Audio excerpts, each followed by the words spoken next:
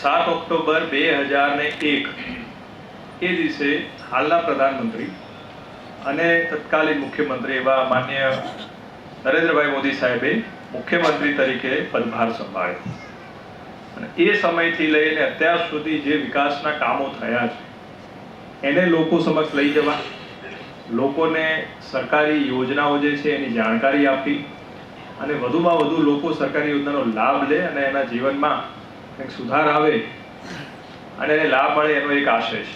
નરેન્દ્રભાઈની આગેવાનીમાં લોકસભાની ચૂંટણી લડીને નરેન્દ્રભાઈ આખા દેશના વડાપ્રધાન બન્યા. એ વડાપ્રધાન બન્યા પછી દેશ અને દુનિયામાં ભારતનું નામ રોશન થયું.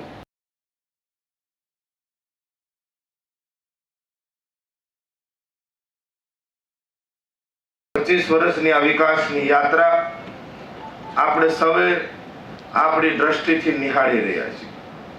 25 વર્ષ પહેલાનું ગુજરાત અને 25 વર્ષ પછીનું ગુજરાત આપણે સૌ એના દર્શન કરી રહ્યા છીએ. ખેડૂતને મોટી જમીન હોય ને ટ્રેક્ટર લેવું હોય તો એની સબસિડી 50,000 રૂપિયા છે, એ વધારીને 1 લાખ રૂપિયા કરવામાં આવી છે.